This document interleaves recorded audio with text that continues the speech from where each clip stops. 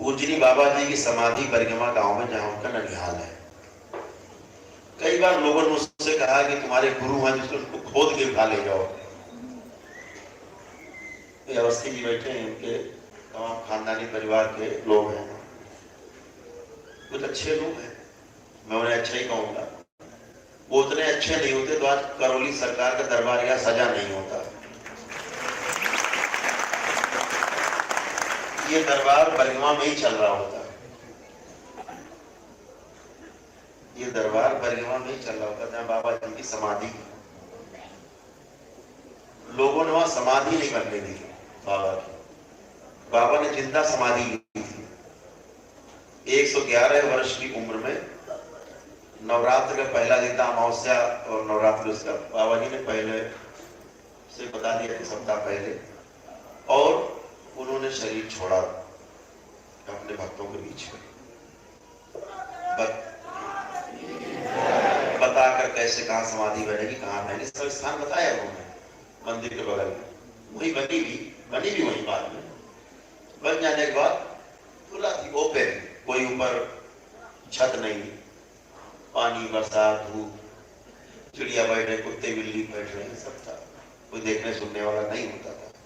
पूजनी बाबा जी ने हमें एक सौभाग्य जरूर दिया पूरी जिंदगी में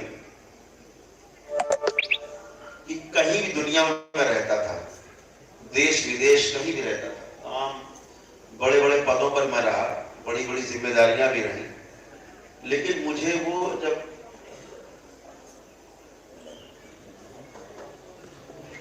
गुरु पूर्णिमा आती है तो गुरु पूर्णिमा पर मैं तमाम समस्याओं से मुक्त हो जाता था, मुझे समझ मिल जाता था, मैं कहीं भी रहता था। तो मैं गुरु पूर्णिमा को पूजनी बाबा जी की समाधि पे जरूर पहुंचता था, दुनिया इधर की उधर हो जाए, हम जरूर पहुंचते।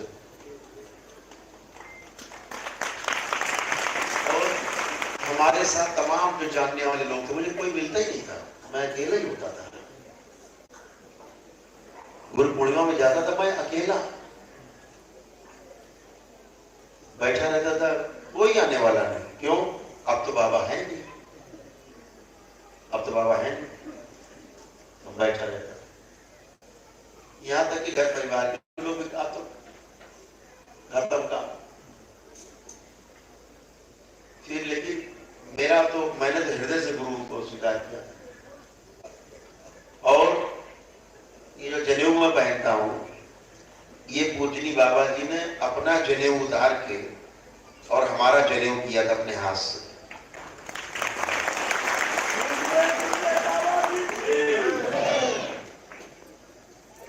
और जब मेरी शादी कराई, मेरी धर्मपत्नी ब्राह्मण है,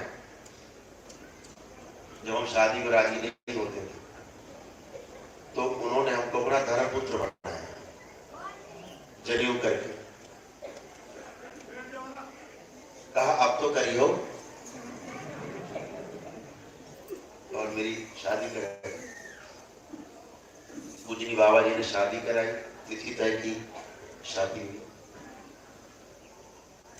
तो वहां पे जो समाधि बनी, तो वहां एक, अच्छा, मैं बचपन में बाबा से कहा करता, बाबा जब आप समाधि लोगे तो हम बनवाएंगे आपकी समाधि। तब जेब में 10 रुपया भी ठीक से नहीं होते थे, बयाना लंबा थे। बाबा मजाक में कहते, अरे हम कहते बाबा संगमरमर लगवाएंगे, अरे तो तुम निकले हो ना देव का बाहर, ऐसी मजाक करते। हमें नहीं पता था कि वो भी सौभाग्य हमें प्राप्त होगा।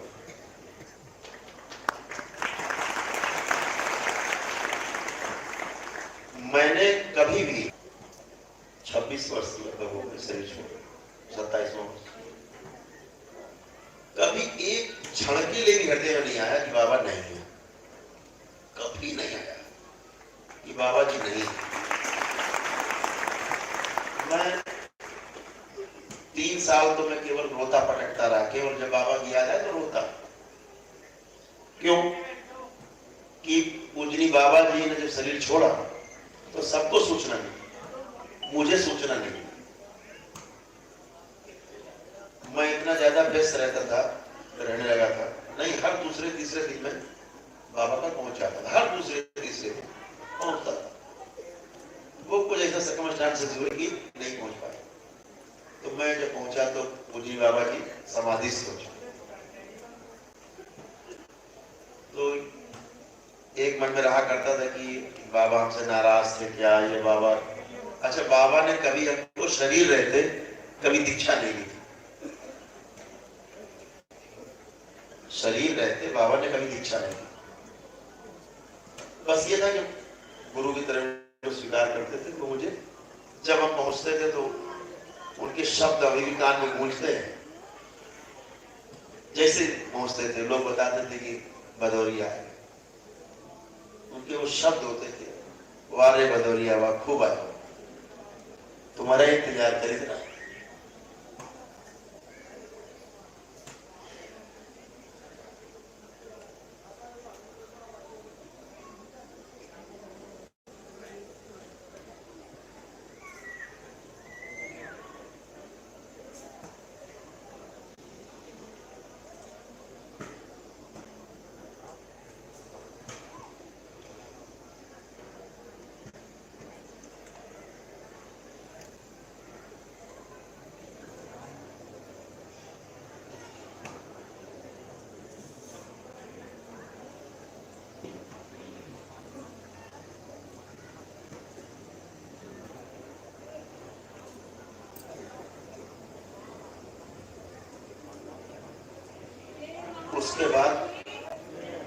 उसके बाद वहां हमने कोशिश की कि समाधि बनवाए।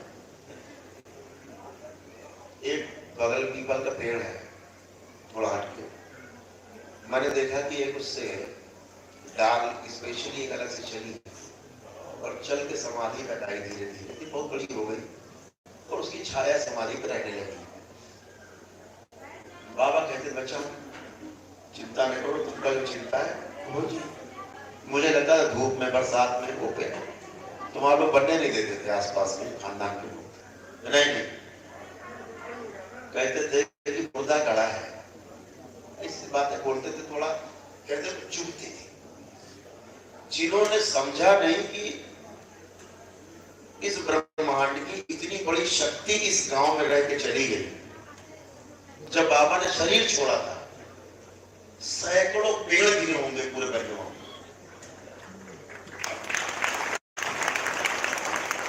इतना तूफान। बाबा ने शरीर छोड़ते समय कहा डराए हो ना, वो डराए हो ना, मतलब कोई डरना नहीं।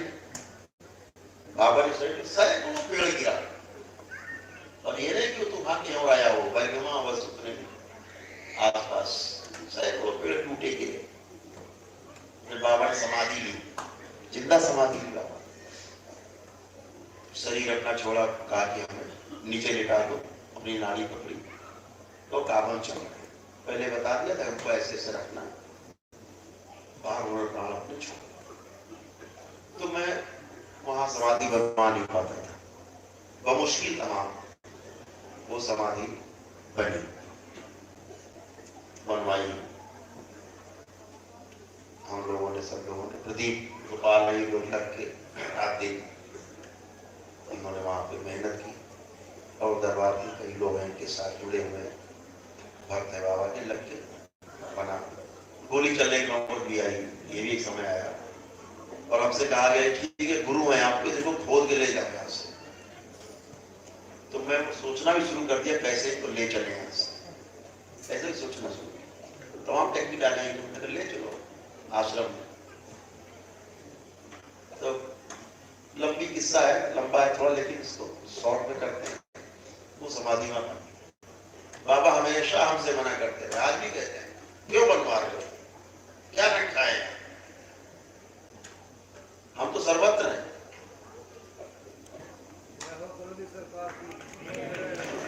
हमें यहाँ क्यों देखते हो, हम तो सर्वत्र हैं बेटा, सभी जगह। अब हम जन्म तो लेना नहीं हमें कभी, अब तो हम सर्वत्र हैं। जिम्मेदारी है मानव जात के लिए, वो पूरी करो। अभी क्यों भागते हो? तो मैं पहले हफ्ते में 2-3 बार बाबा जी के ना रहने के बाद भी मैं जाने लग गया। पूजनी बाबा जी ने आज से 22 साल पहले आज मैं इस बात को आपके सामने शेयर करता हूँ, बोलता हूँ।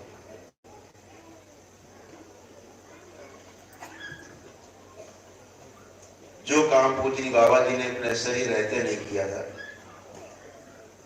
आज से 22 साल पहले शरीर छोड़ने के 4 साल बाद स्वप्न में लगातार हमको 3 दिन तक इच्छा दी।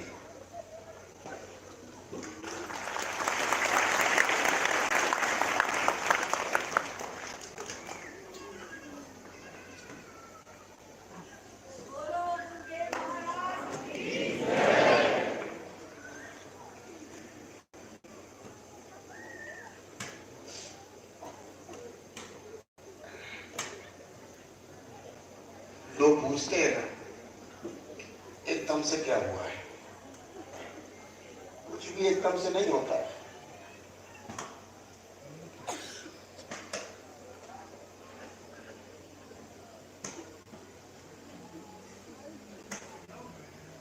लगातार 3 दिन तक दीक्षा करता, तमाम संतों के साथ, तमाम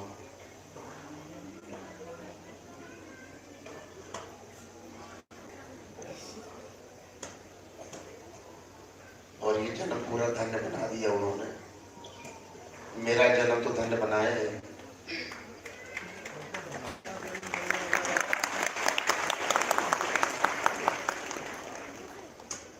मैं इस चीज को अपने अंदर छुपाए रखे रहता हूं। उसके बाद से फिर पूजनी बाबा जी को कभी दर्शन नहीं हुआ।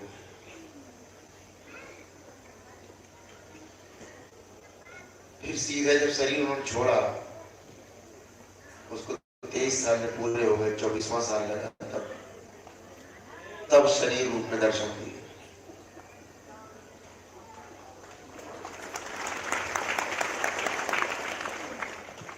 और कहा, बेटा 24 साल इंतजार किया तुम्हारा।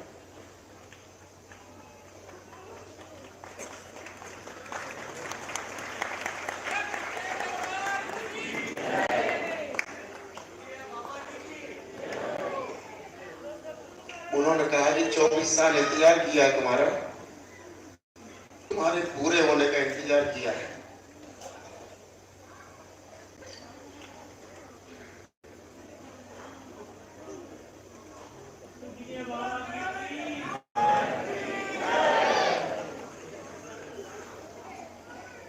कहा कि अब तुम समाज की हो जाओ। ये जीवन जो है समाज के लिए है, जो मैं नहीं कर पाया वो तुम्हें करना है।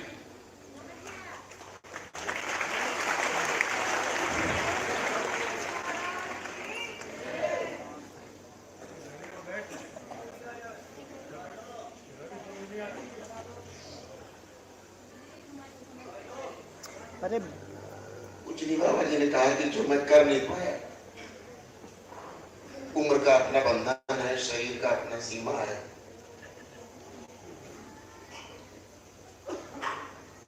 जैसे बहुत धन कमा के व्यक्ति भोग नहीं पाता है, शरीर की अपनी सीमा छूट जाता है, रखा रह जाता है बहुत उसका।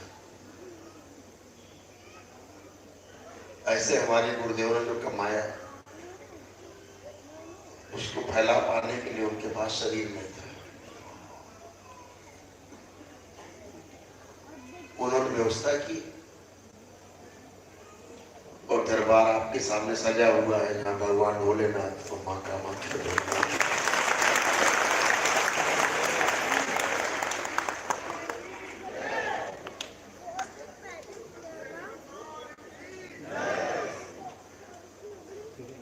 ये जो शक्ति धरती पर एक साथ विद्यमान है, ये हमारे पूजनी गुरुदेव, हमारे गुरु माता की तपस्या है, उनका तप है,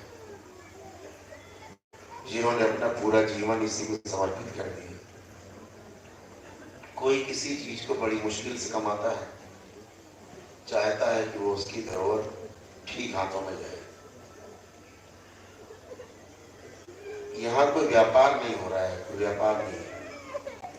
बार बार कहता हूं कि हवन या नमन कुछ भी कर सकते, कुछ पूजनी बाबा जी यहाँ तमाम लोग आते हैं, पहले दिन ही आते हैं, कई हवन का फूल दे देते हैं।